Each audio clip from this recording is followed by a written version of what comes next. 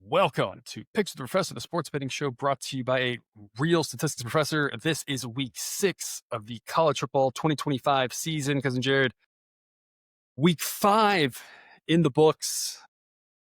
A very just middling week for us. I feel like this is now 3 weeks in a row that our totality of picks has neither made more than one unit nor lost more than one unit. I don't know how that happens. It's been a very subpar year for us, but folks, we continue to show the records and say it's been a very subpar year for us because we usually have good years. And so when we say we've had good years, well, everything isn't going to be perfect. And so we can't it's not like we're just acting like everything's perfect. It's not always perfect. We've kind of just been meh so far, Cousin Jared. I feel like we can't quite get there. I don't know how you're feeling about it so far. It's funny because I have, even in, the past couple seasons where we've done really well, there have been low points, even when on the whole we were doing so well. And it's funny because this year has just been fine, but I haven't had any of those crisis moments yet where it's just like, hey, sideline's really whiffing on something,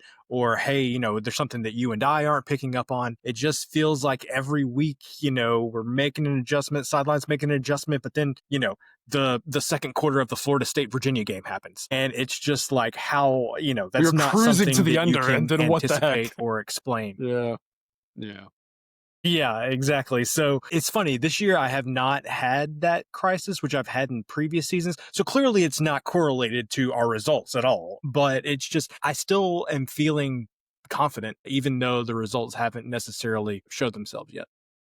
They've not been up to our standards, that's for sure. For several people out there, I'm sure many people that it's not bad. But for us, we have higher standards in that here, of course. Every Saturday, it just feels like, why, like we're kind of just like stuck, and it's like not stuck. He's in a terrible spot. It's just we're not quite able to get there. We're kind of zigging and zagging a little bit, and sometimes it's working, sometimes it's not. Right. Recapping week 5, we like to do every week the good, the bad, and the ugly. So we'll kind of talk about a few of the games here, and a few of the things that we liked and didn't like. What was good for you in week 5? For me, it was a 6'7", 366-pound offensive lineman catching a pass for Alabama. It was the most majestic thing I have ever seen on a football field.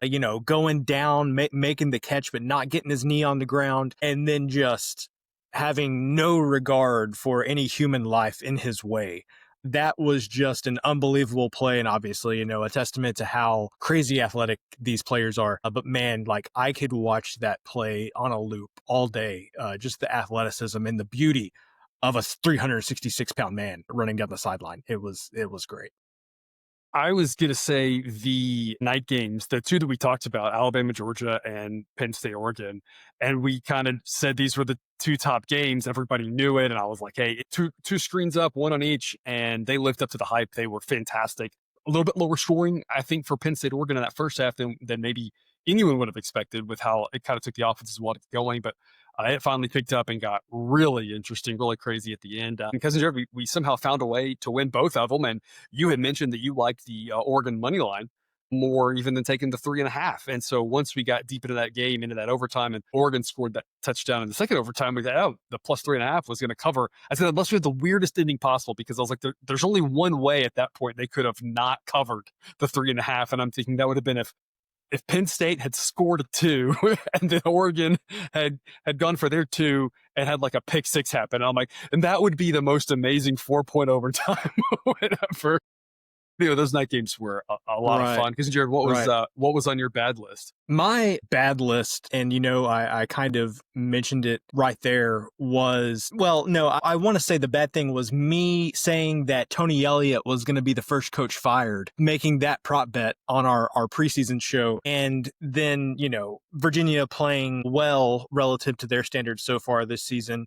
And then having Florida State come in and beating Florida State. I don't want to say handily, but it never felt necessarily as if it was an upset the way that game played out. It was like Virginia was in that game the entire time. So, just a bad call on my end, and also a lesson learned, I think, because this is a show where we always want to learn from our mistakes.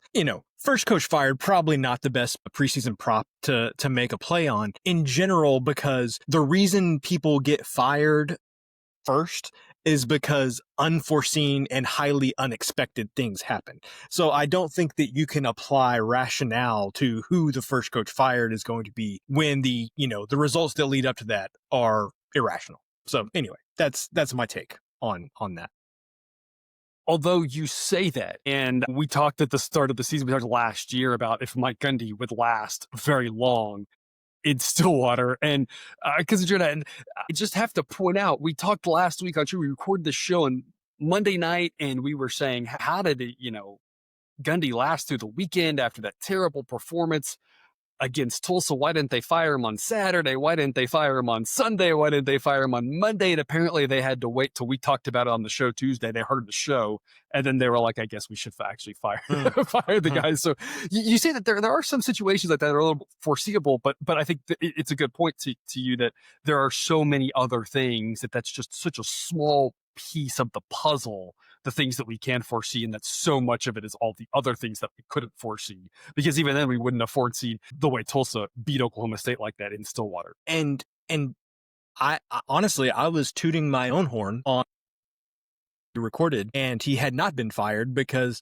in the preseason, when I was looking at that first coach fired prop, my rationale was there's too much respect on both sides for Oklahoma State and Gundy for them to fire him in season. It will most likely be after the season, or, very late into the season if they were to make a move. And so I'm sitting there thinking, look, I nailed that. If they didn't fire him after losing to Tulsa at home for the first time since 1951, clearly my analysis on that was right.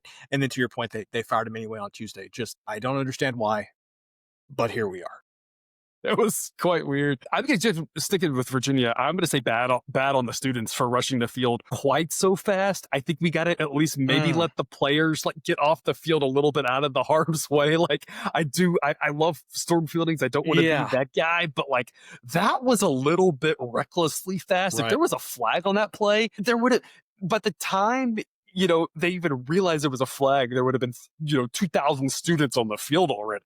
And so it's let's at least make sure there's no laundry on the field. But, give it a couple of seconds or something. That was a little bit much there. But of course, great win for Virginia, and bad on everybody for overreacting to Florida State and that one incredible game they had against Alabama. But we talked about that. We were like, I'm not saying Florida State isn't good. I'm not saying Florida State isn't back, but we were like, let's just pump the brakes a little bit on this as a top 10 team, because the other two teams they played might have been the worst competition that any of the other 135 teams has played so far this season in college football. Will play all season.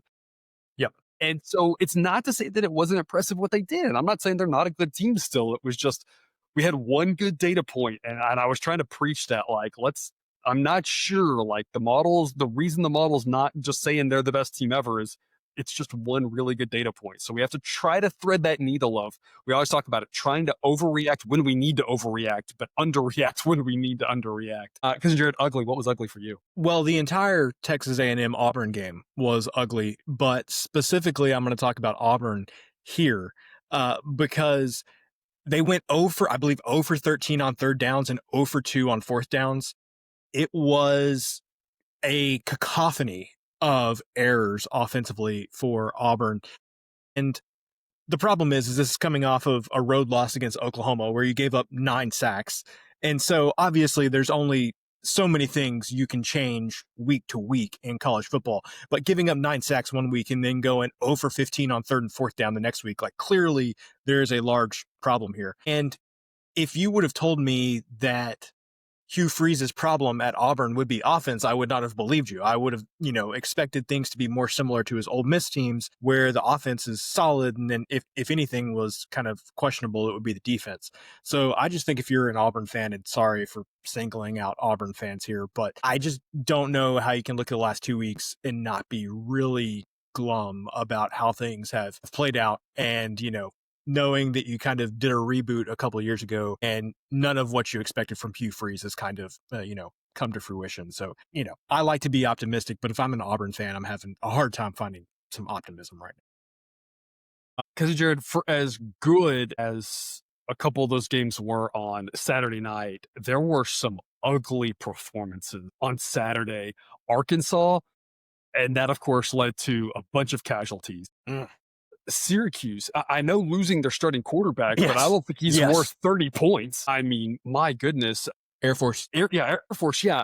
At home, losing like that to Hawaii. We talked earlier in the season, we were concerned about Air Force, didn't know if they'd be that good. The model was really down on them. That was obviously terrible. I mean, there were some really ugly performances because of Jared. It was beautiful for us having the under, but all I'm going to say is San Diego State, Northern Illinois, 6-3 final score. I mean, that is just some ugly football right there. It's hard to have a game with fewer than 10 points scored in college football. Well, beauty is in the eye of the beholder, and that was a beautiful game, if you ask me. I absolutely loved it. For us we invested in it now, and it worked out really well. But man, that was quite a game. All right, here's how it works. Sideline is player based. Every number reflects today's roster. As we continue to get more injuries, depth chart changes. That matters a lot. One game is random, but the model wins in the long run. Smart betting is not about locks, people. It's about price and value. We'll talk a lot about that here today in the show. Patreon the access to every A-grade play, all the price cutoffs, detailed breakdowns of metrics for every game, and a Discord chat where we talk about other sports as well, have picks for other sports, all sorts of great insights. Baseball playoffs here starting up. Probably as you're watching this video, folks, or if not right about to be, or it's already started, one or the other. And some great plays for all four of the Tuesday playoff games as well. Drop some series probabilities. I got a first five angle for us even. I got some total discussion. Got all sorts of stuff in these baseball playoffs. Still WNBA playoffs still happening. A lot of value over there on Discord. And folks, we always say, if you're interested in supporting us, we really would appreciate you over there on Patreon. If you are interested in learning how real bettors profit long term, how do you protect your bankroll? How do you grow your bankroll? That's what it's designed to do. That's what we're here to help you do. And you can sign up today over on Patreon. That link is in the show description. Cousin Jared, we'll start off here with the game of the week. Usually we talk about games of the week. This one, there's just one really that stuck out as better than the rest. Vanderbilt at Alabama. Suddenly says Alabama wins by an average of 4.1 points. We're going to take Vanderbilt plus 10.5. Diego Pavia, number one quarterback, according to Sideline. We've loved him so much. And now he's not only number one in our hearts, he's number one in the ratings. He's just been fantastic. Vanderbilt's having a great season. The thing I want to talk about here is Alabama ranked number 8, according to Sideline. And viewers of the show will notice last week we had Alabama number 1. And they went on the road and beat Georgia, and now they're number 8. And you would say, what is happening? And my first thought, honestly, was, what is happening? But then I thought about it, and we have to remember, what are models designed to do? We are designed to try to make the best prediction possible for the next game. And let's think about all the information that we gained in the last game. Number one, I believe Alabama's post-game win expectancy at Georgia was less than 50%. And so we took Alabama plus odds, saying it was a coin tosses type game. And it turned out to be mostly that. Alabama looked a little better than that with how they got up. But when you look into the box score, turnovers, all the fluky things like that, the box score would actually suggest that Georgia probably should have won that game and that we got a little bit lucky there. So the model didn't really love what it saw from Alabama. It didn't think they were bad, but just thought, hey, it wasn't like they got this massive performance that we viewers might have thought based off of the resume. The other key piece of data is that Florida State game, because that was the one thing where, if Florida State's really good, then that means that Alabama's loss to them wasn't that bad. Florida State losing now to Virginia, that's an extra piece of data. It's more than that. Also, the gap here between some of these teams isn't that big at this point of the season. We're still gathering a lot of data. So it's not, I said last week, I didn't think Alabama was the best team in the country. The model's just kind of moving teams around based off the information it has. Do I think they're better than 8? Yeah, I think the truth's probably somewhere in the middle, but the model's kind of just trying to react to all the pieces of data that it gets. I'm worried about Alabama here. I'm an Alabama fan. The big issue that they've had has been playing to the level of their opponent, especially talk about the road situation. They played great on the road here at Georgia, but Cousin Jared, you said last week, it might not be about the road. It might be about getting up for your opponent. Not to say they won't be up for Vanderbilt, but a little bit of a letdown spot after last week, a little bit of a body blow game here. Vanderbilt's been cruising, been able to take their starters out.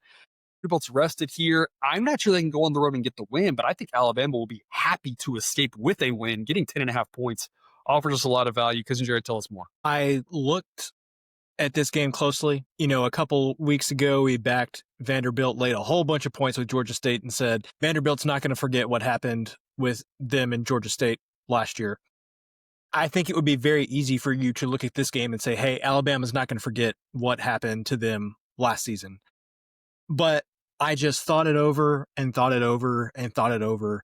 And I just can't see Alabama stopping Diego Pavia enough times to win this game by more than 10 points. Sure. Is there a way that Alabama covers this game? Absolutely. Mm-hmm. But I think it's going to have to be, funny to say this, in this type of game, but like a backdoor cover by Alabama where they're running like a 4-minute offense, just trying to kill clock, and Vanderbilt's like, oh, we're going to let them score so we can get the ball back because, just timeout situations. Like I just, with everything we've seen from Vanderbilt's offense this season, and look, you see the numbers on the screen.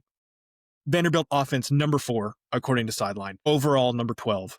We know that Alabama had problems with a mobile quarterback in that first game against Florida State. I just don't see how it could happen, but I think there are more ways that Alabama cannot get ahead by more than 10.5 points over Vanderbilt in this game.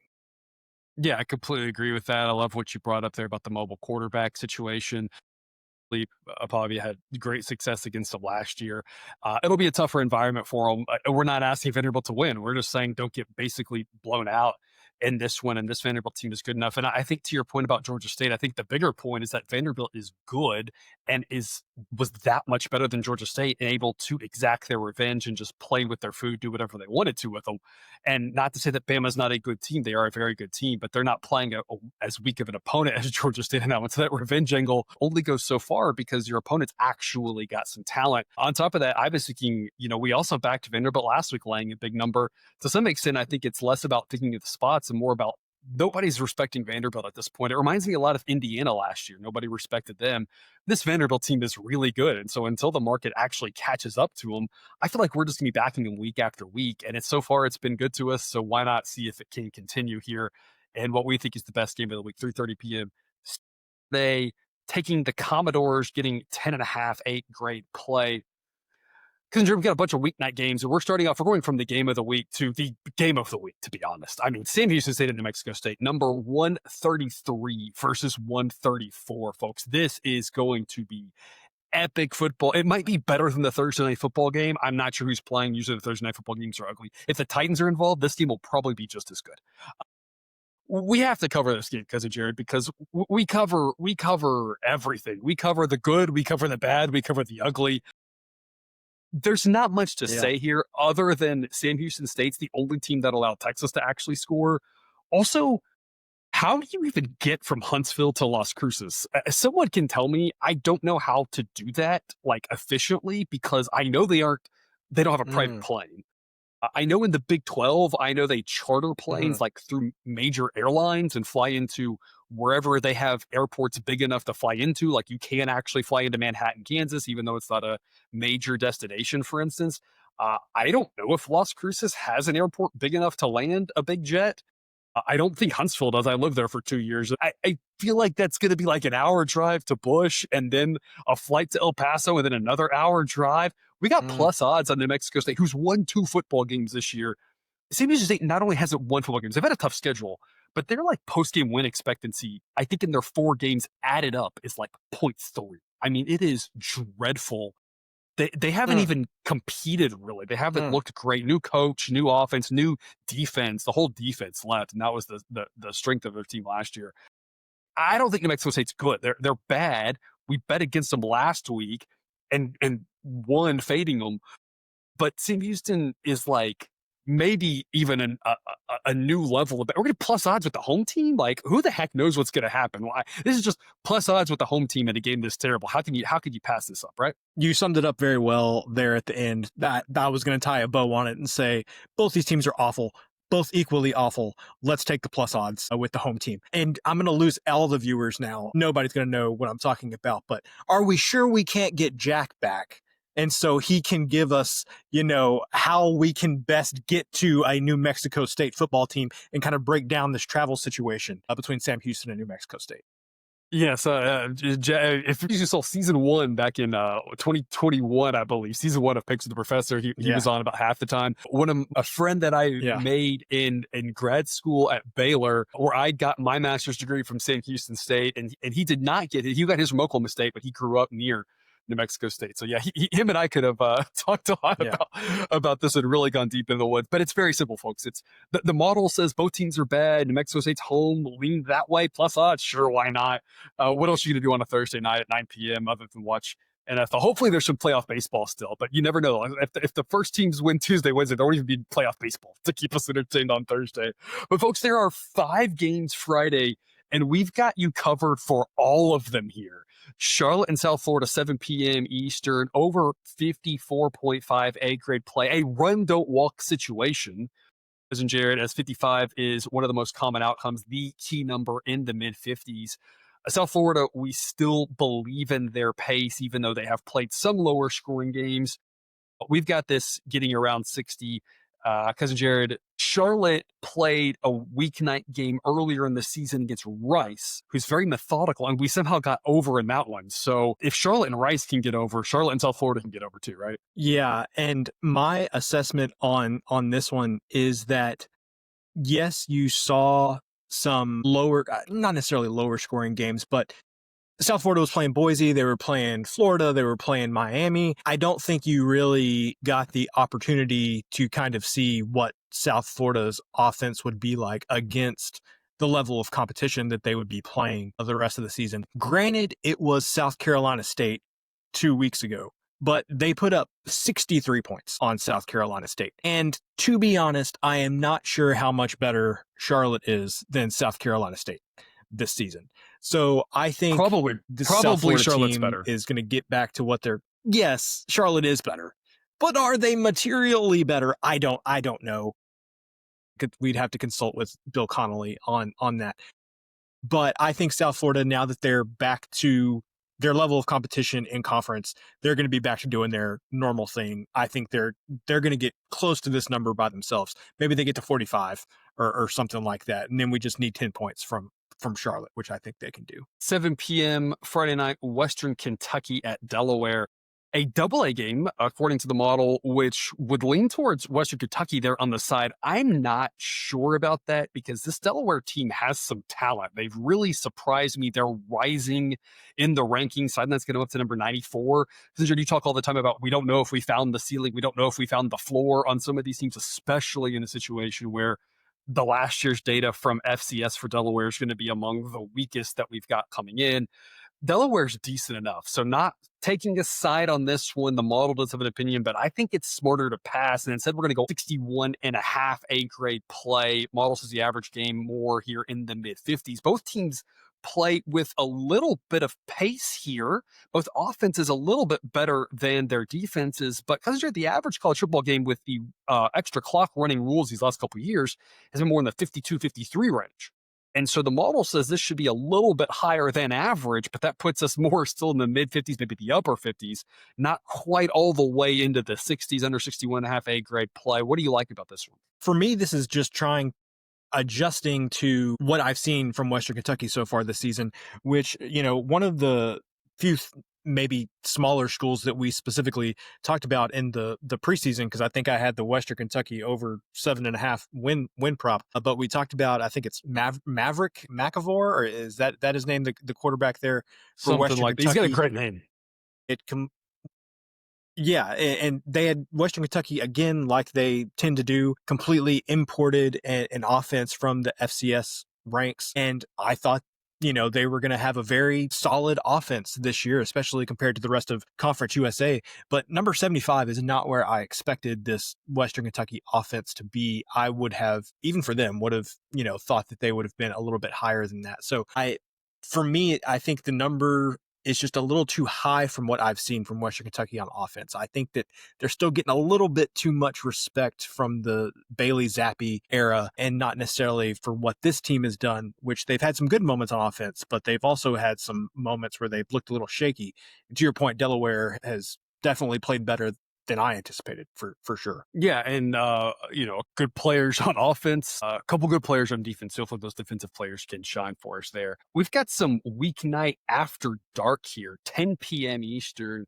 New Mexico at San Jose State. New Mexico getting the job done for us last week, getting outside of the number against a rival New Mexico State. Now traveling to San Jose State, who lost a heartbreaker to Stanford in the game that we had Stanford -2.5 and should have gone money line. Apparently, as Stanford ended up winning that by a point.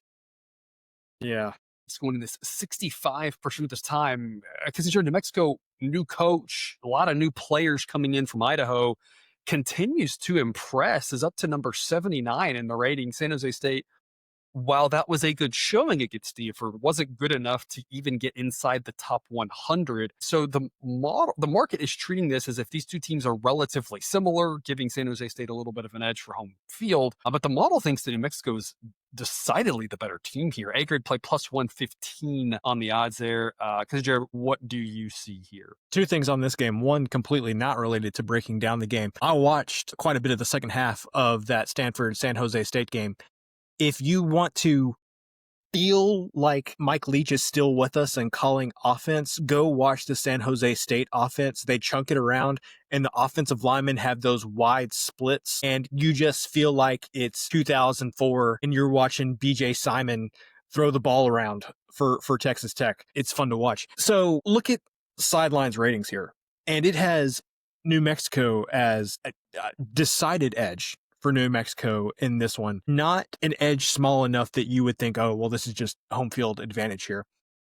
I think people may be discounting New Mexico's win over UCLA, which I do not blame you for. UCLA is very bad. But again, I was watching that UCLA game as it happened, and UCLA was never in that game. New Mexico absolutely dominated UCLA. And I think, maybe UCLA is as bad as San Jose State. If that's the case, I think New Mexico is going to absolutely dominate this game too. So I can't tell you why this line is what it is, aside from, I guess, people are discounting that how New Mexico played against UCLA, but they just crushed UCLA. They got down big last week to a rival and came back and still covered 14 points. This New Mexico team is good. I have been very impressed with this coach from Idaho. Yeah, very well said. And we've had some discussion every year. We tend to have this discussion since we've made sideline player based here now in the last several years. The model will see all these transfers, and it uses the FCS data as well. And it'll adjust when it sees something it likes from a team quickly on and say, yeah, this team's got new players and they're good, or it won't adjust. And some people are upset because they think the model should be adjusting or shouldn't overreact or whatever. And I'm never saying it's perfect. Again, all models are wrong. Some models are useful, but it's a good reminder that on average, it does better than not. And that's what it's saying here with New Mexico. It was liking them last week, and it's really been on them saying, yeah, it's a bunch of new players and a bunch of FCS guys. But like you said, with the new coach, these new players, this team looks legit. And the model is really adjusting quickly to them right out of the gate and saying, this is a team that's to be taken seriously for that conference, obviously, not overall, but for that conference, Right. with how it's been poached, they're going to be one of the better one of the top half, at least, in that conference, because it's not quite as deep as it used to be. There's a bunch of bad teams at the bottom. New Mexico used to be one of them, but they'll be one of the stronger teams here in the Mountain West. This year's what Sideline thinks, and this would be a great way to prove it here Friday night after dark, getting a win on the road. To the Big 12, West Virginia and BYU. BYU, a very disappointing showing at Colorado, did get the win, but didn't cover for us, as we just barely missed out there by 4 points. West Virginia, we've talked ad nauseum about them, maybe just not quite the year for them at this point. A little bit of a rebuild here, obviously with Rich Rod back. Sideline didn't ding BYU too much for their performance against Colorado, even though they didn't cover, but it continues to not be impressed with West Virginia. Sideline's got this as BYU in by an average of almost 24. We're going to lay the 18 with BYU A grade. Obviously, you'd love a 17. 18 can happen as well. Not really many key numbers out here, but 18 definitely better than 18 and a half, 19, something like that. Cousin Jared, we think this can get into the 20s. Tough place to play, tough travel spot for West Virginia, playing at altitude. It's tough to get into Morgantown. It's got to be tough getting out as well. So not a great travel spot. This one could get ugly is kind of our thought. Cousin Jared, tell us more. This West Virginia team might be bad. the love that sideline kind of, factors pace into these offensive and defensive metrics. And it finally clicked with me as I was watching West Virginia do absolutely nothing against Utah that this West Virginia team reminds me of the Louisiana Monroe team where Rich Rod was the offensive coordinator Hmm. before he went to Jacksonville State. It was like 3 years ago, And 4 years ago, something like that. they played so fast. Yeah, yeah. And they played so fast, but they were so terribly inefficient that all it was doing was getting them off the field more quickly, giving the other team more opportunities to score. And you really had to fight yourself every week not to play an over in those Louisiana Monroe games because it's just sideline was factoring in that pace metric, but the math didn't math when you considered how inefficient their offense was. Unfortunately for West Virginia, we're in a similar situation now. So, at this point, Rich Rod is Rich Rod. He's not going to be slowing it down. That pace number is not going to change. And all he's going to do, in my opinion, is give BYU more chances to score. And I think, yeah, to your point, this one could get out of hand, maybe like that Utah game that was completely over before halftime. Yeah, it's a great point to bring up that Utah game, and we talked about that was a little bit of not revenge, but a little bit of a bounce back spot for Utah after the previous week, and then there was the whole thing we didn't know even at the time last week when we did the show, but apparently Devin Dampier was hobbled and questionable if he was going to play even in a walking boot or something like that during the week before that Tech game, and no one knew, no one said anything, and that's classic Utah, I guess. We saw the whole Cam Rising situation, so no one should be overly surprised. But then he was healthy, and so we liked Utah to bounce back there. But we were like, hey, that's a tough travel spot on the road. Utah went out with 48-14. Like I said, it was over by the half. This would at BYU. Like, is Utah better than BYU? I don't know. They're probably pretty similar. Honestly, pick most two random Big 12 teams. They're probably pretty similar, right? But you take that game and put it in Yeah. Utah, and that game would have been somehow even worse. So now it's kind of what we're doing here. So again, you never really know exactly what will happen, and one game is pretty variable. But there's more ways this gets ugly then it stays close. And so, hey, if West Virginia can travel out there and keep it close, kudos to them. But it's asking a whole lot for a team that I like to say goes nowhere very quickly. And that's, I think, kind of what you were describing with Rich Watt and some of these weaker offenses. One more Friday night after dark game.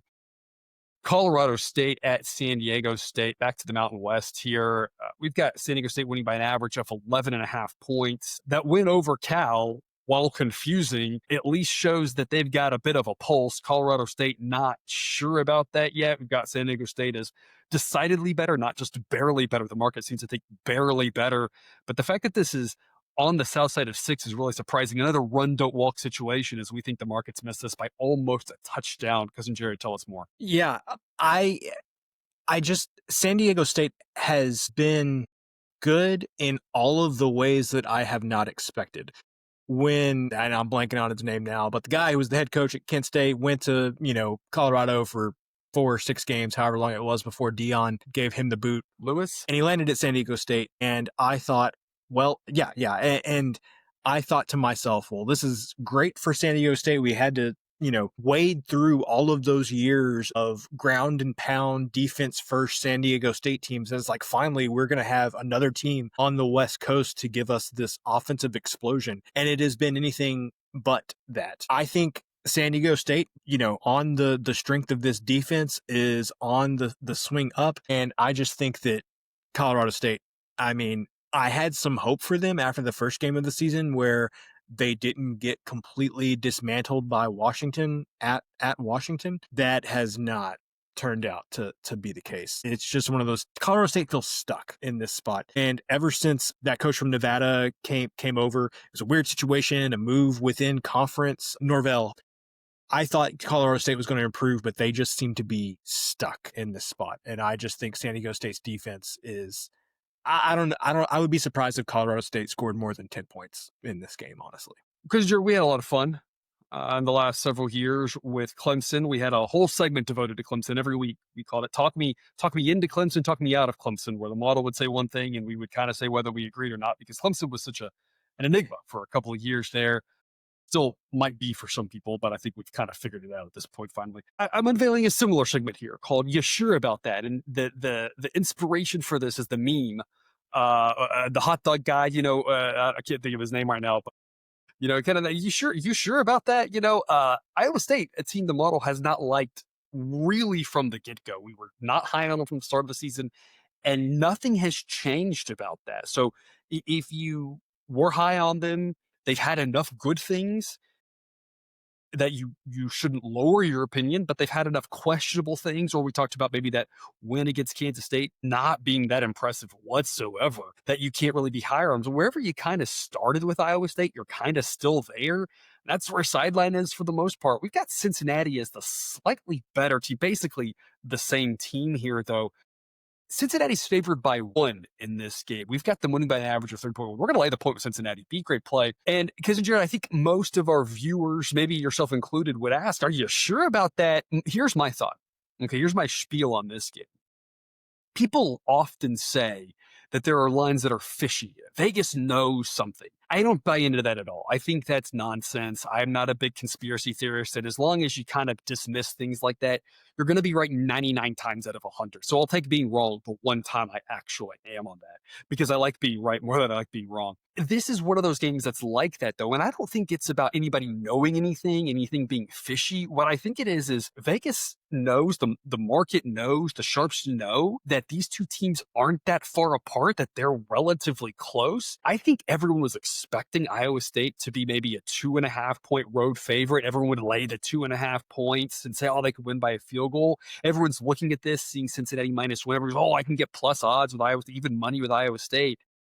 It's that fishy line. I don't think anything's fishy as much as it is. I just think if you actually look into this, and that's why we have a player-based model, I'm going to go out there on a limb and I'm going to say these two teams just aren't that different. Cincinnati's not as bad as they were last year. Iowa State, solid, very solid team, but maybe not quite as good as they were last year. And this game is going to be kind of a toss-us-be type game, but in Cincinnati, I'm going to lay the point with the Bearcats. Because, Jared, this is one where people will say it's an upset if Cincinnati wins, but I'm just not so sure that's the case. What's your take on it? I hear what you're saying, and I would agree that all the advanced metrics, even if you go like look at the players on the field, I don't think I would disagree with your assessment that, Cincinnati is not equal to Iowa State. And to your point, factor in home field advantage, maybe you come up with Cincinnati being favored in this game. I think it's just something that I have to get over because I could be wrong. And that is, I just think Matt Campbell is a much better coach than Scott Satterfield. That's just my personal opinion. So any hesitancy I might have about this game has nothing to do with what I've seen from either team on the field or what any of the metrics are saying. It's in my own head that I just feel like Matt Campbell could outcoach Scott Satterfield. But that is part of the reason why we do what we do, is so we can be based on facts and data and everything else and try to not overreact to our own emotions. And I will admit that my emotions would be what would potentially keep me from making this play. So I'm with you on Cincinnati. I think it is a sound play. It's one where if Iowa State wins this game, the narrative coming out of it is going to be, I think, kind of what you said, because when you look at the players in the field, how these teams have performed, it's really hard to argue that Iowa State is like in a different class than Cincinnati. You could argue that like I said, they're around each other for sure. But I think it's going to be, hey, Matt Campbell doing Matt Campbell things, great coach, winning tight ball game. I mean, I know, like, if Iowa State wins, I feel pretty strongly that's going to be the narrative coming out of this game. If Cincinnati wins, the narrative coming out of this game is going to be Vegas knew something. That's why this was a pick 'em. Should have listened, right? They were trying, the signs were there, blah, blah, blah. So I already know the narrative coming out of this game, which makes it tough because it's one of those where it's like I could see either one happening very, very well. That doesn't mean I know how to play it. So that's why we're just going to trust the math here. But to your point, there is a little bit of a coaching mismatch here that we're up against it. That is a little bit of a concern. But based off of everything we're seeing from the data, Cincinnati here at home, good chance to pull what, again, a lot of people would consider an upset. We've got some double A games here for you folks. A level of baseball type of battery and games the model has opinions on. We're going to talk about a few of them here. Already covered a couple of them. UTSA and Temple, a weird PM Eastern start. We're going to take Temple plus 6.5 as an A grade play. Model thinks the UTSA can go on the road and win this game, but maybe they win by more like a field goal. Cousin Jared, kind of a walk, don't run. Maybe we can get 7 type situation. We think Temple can potentially hang around. Their defense has really lagged, which is surprising so far, and that's the area that we expect to see a lot of improvement over the course of the season with their new head coach. Hasn't quite happened yet, but if that defense can make any strides forward, they ought to be able to hang in with a UTSA team that isn't that good, even though they might be one of the better teams in their conference. For me, this is about UT San Antonio and not necessarily Temple. I watched that first UTSA game against A&M. I was very impressed with their offense, that their defense played well for a half. I thought this is a sign of good things for them in conference play. And after that, they lost to Texas State. They went on the road against the inept Colorado State team that we just talked about and did nothing. Should have lost that game. Only scored 17 points against a Colorado State team that is, like I said, just been really down this year. UTSA has, and even over the past couple of, really at least last season, they have just found a way to keep every game close. Whether they win or lose, they have just found a way to keep everything close. So I think this is going to be a similar type deal. I think that Temple is going to be able to get enough going on offense. I don't think UTSA is going to be able to stop them consistently in this game. And sure, maybe UTSA wins by a field goal, 4 points, maybe even 6 points, something like that. Sure, they could also win by 7. But I think it's also possible that Temple's down by 4, driving for a touchdown with 1 minute left in this game. So for me, this is just about UTSA and over the past season and a half, just seemingly not being able to really put any team away. I feel like Texas State is a similar, you mentioned them already playing this year, and a similar team to that. Just if they should really destroy a team, lets them hang around. If they should get destroyed by a team, they hang around. Of course, UTSA played Texas State earlier this season. It was a 7-point game. Lock of the century right there was that was going to be a one-score game either way with those two teams involved, Yeah. right? I guess Yeah. we missed the boat on that. We'll have to remember that for next year, maybe. Yep. James Madison and Georgia State. We're going to go over 53.5. Again, we talked about the importance of key numbers here. So, Cousin Jared, I am curious your take on this one. Are we hoping he gets to 51, 52, or are we taking it now before it gets to 55? Either way, we think he can get more in the upper 50s in a game where Georgia State has been playing with their pants on fire, and we hope that continues. Even though James Madison's defense is good, the tempo alone in this one we think can get a lot of points. Cousin Jared, tell us more. I think you framed it well there. We have not done well on the James Madison overs the past couple of weeks. That has not been because of James Madison, though. Well, let's put their defense has played well. I will give you that, but it has also been that the other offenses have not been able to get anything going. James Madison may get to 55 points by themselves in this one just because of the pace of this game and also Georgia State's defense being, Swiss cheese. So James Madison has played teams kind of similar to Georgia State, but they have not played a team that plays this fast with the combination of this bad of defense. So for anybody that may be thinking, not feeling great about James Madison overs after how things have gone the past couple of weeks, I think Georgia State is the remedy for that. James Madison also favored by 20 right now.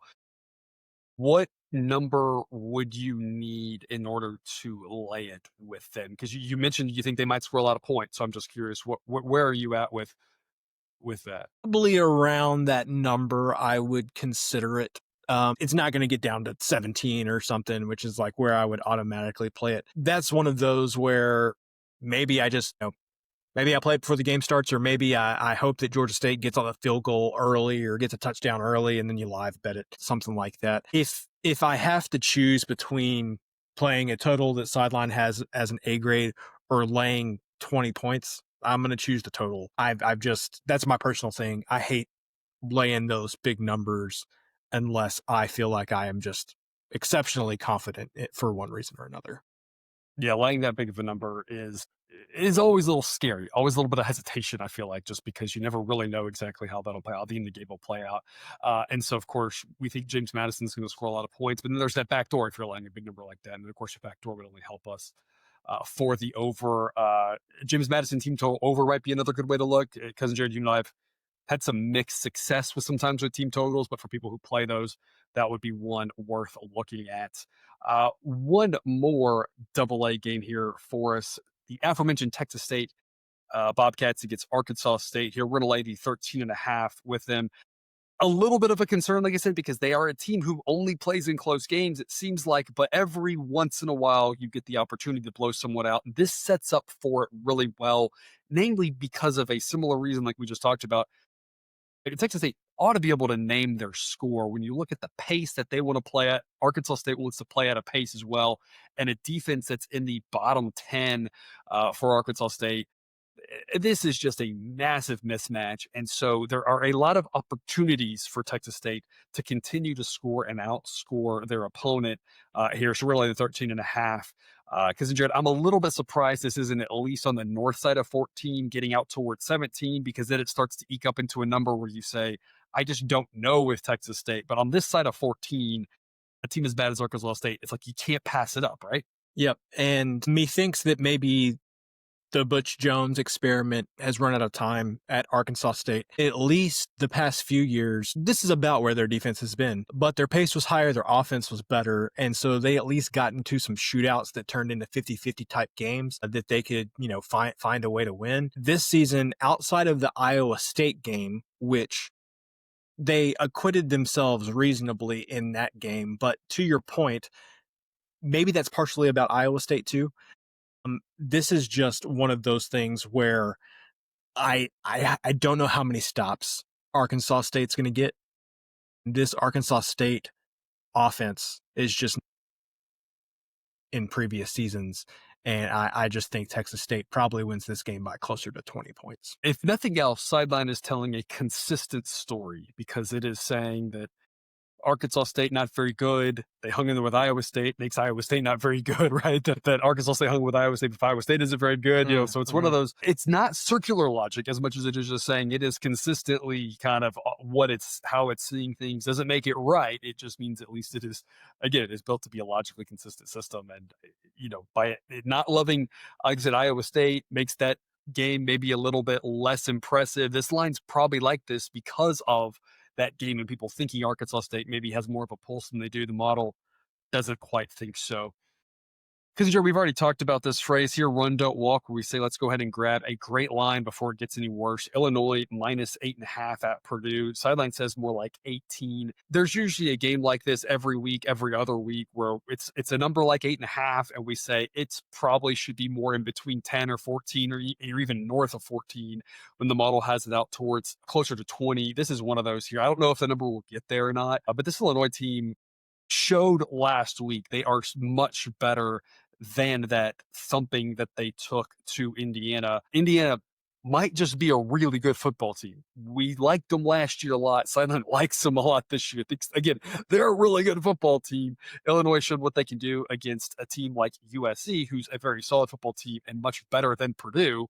And so why can't they go out and get the win here by double digits? A grade play with the Illini. Cousin Jared, what's your take? I don't think Purdue is different enough from Illinois for them to keep this game close. Indiana, high octane offense, USC, high octane offense. Illinois won that game, but point being, they are going about things in a different way where maybe you can try to attack Illinois in an area where they're susceptible. I don't think Purdue has the ability to do that. I think at best you're asking for Purdue to cover this game. You're asking Purdue to play a similar game to Illinois in the same way, and I just don't see that happening. One thing you can say about Illinois is that they have a pretty strong culture there with Brett Bielema, just kind of like he's had everywhere he's been. I just don't think. I think Illinois is close to what Barry Odom wants Purdue to be, but they're just not there yet. And I assume this line is being partially deflated just because people are saying this is a letdown spot for Illinois coming off two, emotionally draining weeks, that there might be a letdown here against Purdue, but I don't think Purdue is good enough to keep this close. Yeah, I was thinking the same thing. The sideline says 18.4 for the average margin of victory. And if this spread was 14, even though that would indicate at least some edge towards Illinois, I would be very hesitant to lay a number like 14 because of the spot, because of the backdoor possibilities, because of the fact that if Illinois gets up by 14 in the second half, they aren't going to have any hurry whatsoever, and they have no. They just want to get the win and get out of there. But we're only laying 8.5, so I'm not overly worried about that. Yes, there is the backdoor. If it's 14, they can win by 7, sure, but I think it's much more likely that it's 17 and then a backdoor makes it 10, or it's 21, backdoor makes it 14, whatever. There's a lot of ways that Illinois just pumps the brakes on this and just snoozes us to sleep. But when you're only laying 8.5, that's not always a recipe for disaster like it would be if you were laying a bigger number. So I would be much more concerned about road game, letdown spot, early kick, etc. But given that we're only laying 8.5, and this Illinois team, even though they looked so bad against Indiana, again, I think that says a lot more about Indiana than it does Illinois. And Illinois is still a lot better than Purdue. So laying the 8.5 with them, because there are two teams that Right. we flat out nailed here recently. Maryland, we had a couple weeks ago with that win over Wisconsin. Washington, kind of nailing that total last week against Ohio State, just kind of saying they're going to have a real hard time doing anything whatsoever. And we're kind of in the same boat here where we're saying, I'm not convinced that Washington's going to be able to do much. We like this Maryland team that, was successful for us against Wisconsin. Now they're at home. We're getting 5.5 with them. You could dabble on the money line as well. But this is a really tough spot for Washington, traveling like literally the entire way across the country. And we think they're the slightly better team, but that makes this more of a 50-50 game, and a little bit of a concern if you're a Washington fan from that body blow game, playing against a great defense like that in Ohio State, a real physical Ohio State team, probably the best team in the country. And now having to have this sort of travel for them, at least it's not a noon game, but I'm not sure that's going to matter here for them. I think Maryland's got a great shot to win this because, Jared, plus 5.5, dabbling on the money line. What's your take? Well, more importantly, for somebody who may have had the under 44 in the Cincinnati Denver game, I just got an interception in the end zone potentially here. So yeah, I love a good under, and we've got interceptions helping us out here. I want to take the points in this one. You know how last week how you said that I couldn't quite articulate why I wanted to take the over in the Mm, Mississippi State Tennessee game, but you're like, hmm you've just seen enough things, hmm This is hmm one of those things. Normally in this situation, I would say split your bet or take the money line. Something's just telling me to take the points in this one. hmm I don't know what it is, but that's the feeling that I get. You mentioned tough travel spot for Washington. I know it's not an early game, but still, you mentioned the travel body blow game coming off of Ohio State. Maryland sneakily, Malik Washington, one of the best freshman quarterbacks in the country, has played really well this season. They also have two freshman defensive linemen that have played really, really well too. You can see that number 18 defense with Maryland. I'm almost shocked by that. This is just one of those things based on the travel spot. Washington coming off the Ohio State game, a Maryland team that's kind of going under the radar, and or you could say similar to what I did about New Mexico and UCLA. You could look at Maryland's win over Wisconsin and say, well, Wisconsin's just bad. It's like, well, Maryland was ahead 27-3 in that game with like 4 minutes left. They just completely demolished Wisconsin. So I like Maryland in this spot. I think they're a little bit underrated. Doesn't mean they'll win the game, but I would be surprised if Washington wins this one by more than one score. Run, don't walk here, because, Jared, I assume the implication is you're afraid this gets down into the 3.5, 4 range. And at that point, we've missed out Yes. on if there's a close game. Yes. All right. So Yes. get it I now. can't If it gets up, if you look if it gets up to 6.5, 7, add a little more. yeah, and you might be able to find this for 6 points somewhere. Obviously, like that too. I just can't see this getting to 7. I am wrong all the time. I just can't see it getting to 7. I think it's much more likely to get down to like 3.5 than it is to get to 7. And I want to win on 4. I would be surprised like you. You never know. We think kind of 2 out of 3 times, 3 to 4 times, the model tends to move towards sideline. Occasionally, it goes the other direction. You just never, it feels would be weird for money to come in on Washington 12:30 p.m. Eastern body clock start after Ohio State, traveling across the country to win by more than a touchdown or win by a touchdown at least. Like, I would be surprised given that what we see with Maryland so far this year. So I would expect it to just get either stay here or get smaller, but you never really know, of course. And so we're going to take the Terps, taking the points with them, eight grade. One more run, don't walk here. Let's grab the 10.5 with UL Monroe. Obviously, would love 11, but getting double digits, getting the win on 10, important at Northwestern. UL Monroe, not the better team by any stretch of the imagination, but close enough, we think, to hang around against Northwestern, who I presume is one of the worst teams in the Big Ten, one of the bottom teams there, coming off of a game against UCLA where they were not impressive to say the least. Because UL Monroe, not a great defense, but a little bit of an offense, might be able to score just enough to hang in there in a game that is going to have what looks like absolutely zero pace. Yeah. Yeah, that's what I was going to say. Look at the pace on these two teams. Nobody is in a rush to do anything in this one.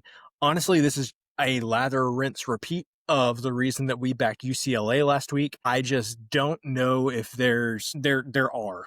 But UL Monroe is not one of the teams that Northwestern should be laying double digits to. I think the list of teams that Northwestern should be laying double digits to is probably like 10 to 15 teams, maybe, and UL Monroe is not in on that list. You can see here number 90 in the country. I think Northwestern should only be laying double digits to teams that are like 120 or worse. So this is just a pure play on Northwestern's offense isn't great. Pace is going to be really bad.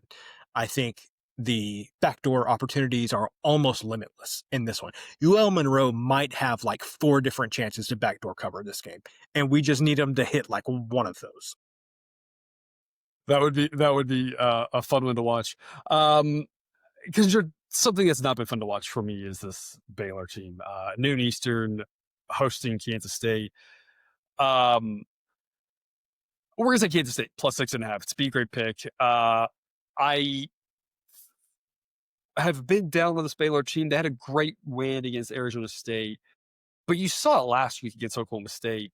Gave up like 500 yards or some ridiculous number of offense. And we got like 700 yards of offense or something equally ridiculous on offense. And a game that just felt like a throwback from the old Baylor Oklahoma State games from a decade and more ago. But while this Baylor offense is good, this Baylor defense is just a train wreck. And I know that Kansas State has been disappointing this season, but I don't think people are realizing that when you look at this Baylor team, they did get the win against SMU. But the bottom line is they're, to me, just as disappointing, if not more disappointing, than Kansas State. And I don't see how this Baylor defense is going to have any chance of stopping Avery Johnson. So Baylor could win by 7, because if it turns into a shootout and Baylor wants to turn it into a shootout, Kansas State doesn't. So who knows there? If it turns into a shootout, could be a 7-point win for Baylor, absolutely. But this feels a lot more like that Arizona State game that's going to come down to a field goal at the very end rather than one that's going to be, a 7, 10, 14-point game. I just don't have faith in Baylor winning by a touchdown or more against any of these Big 12 teams that has a pulse. And again, while Kansas State's been disappointing, I still think they have a pulse. Cousin Jared, is that just my biased take at how much I hate this Baylor team this year, or are you with me on this one? I don't think it's unbiased. Listening to you talk, though, I may even endorse a Kansas State on the money line situation, because you mentioned that, Baylor's defense is terrible. They may not be able to stop Avery Johnson. I think anybody who's watched Kansas State games this year might say, well, Avery Johnson might just stop himself. And if that's the case, either way you look at it, I don't know if the points would matter. And so definitely like 6.5. I think this is a perfect category for this pick. We're making the pick at 6.5 for grading purposes. I am not locking in this play. If it gets to 7, definitely going to grab 7. If it stays at 6.5, may split my bet. If it goes down to like 5.5, give me the money line. Yeah, I agree. 7 is the number where I'm like, I don't see how, big money would it come in hard on Kansas State having that push protection there, because Yeah. it feels just like a repeat of that Arizona State game. And Kansas State wants to play it just as slow as Arizona State did. And again, you saw that game good game back and forth, last minute field goal wins it. Maybe it's a last minute touchdown. That's why the seven's even more valuable. But I just don't see how we think that Baylor is a full touchdown better, even at home, than one of these other middle of the road Big 12 teams, because that defense, I'm telling y'all, that defense has looked suspect against much weaker competition in Kansas State. And so I know if you're down on Kansas State, I get it, but it's struggled against much worse. So Kansas State, the opportunity is there for the taking to get your offense going here and hang in there and make this a competitive game, because it should be a competitive game. And so again, walk, don't run. We're taking it at 6.5. I think 6.5 makes sense. Could dabble money line, but again, if it gets a 7, that's where we're really jumping hard. Michigan State, Nebraska, another walk, don't run under 53.5. We'd love it to get to 55. But if not, as long as you get it, again, we always talk about the low 50s, 51, 52 are your key numbers there. So 52.5 is still just as good as 53.5. Because Jared, Nebraska has at times played a little bit faster, has at times had a little bit more of an explosive offense, but still sitting at number 123 in the pace. Still hasn't been explosive enough, good enough for Matt Rule to really let the horses out of the barn. Michigan State doesn't want to play fast as well. This feels like a good old school Big Ten game. The only thing we're missing is snow, 20-degree temperatures, but otherwise, other than a nice weather situation, neither one of these teams seemingly wants to play a game with that many points in it. So we're going to go under here. A grade for us. Tell us more. The pace thing specifically is a carryover with Dana Holgerson from his time at Houston, where, I mean, the first couple of years we had this show, it was like sideline. Really, Houston was one of the teams that it kind of differed the most from the market on the totals, just because Dana Holgerson had this reputation for offense. But when you really dove into it, like, not only were some of those Houston offenses, a little undermanned, but the pace was always really low. And so this is kind of a carryover from that.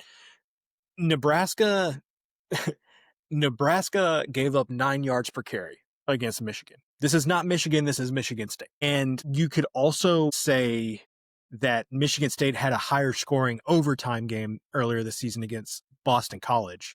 But that was one of those things, not to this level, but with Florida State and Virginia, where there was like 10 minutes in that Michigan State Boston College game that killed you if you had the under.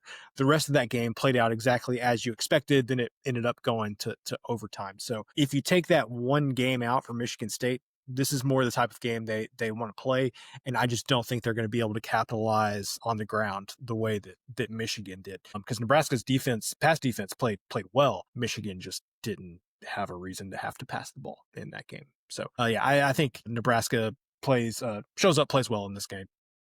And of course, Michigan State, a different level of offense than Michigan, one that even though with, new regime and some questions all over the place, that Michigan offense looks really good with their ability to run the ball versus, a Nebraska defense that was definitely outmatched in that one, but Nebraska defense should have the upper hand on this one. Shouldn't be able to just be run all over like they were in that one. Folks, there's 2 after dark games that we're going to wrap up here with, both at 10:30 p.m. Eastern. Duke we're going to lay the 3 with Duke.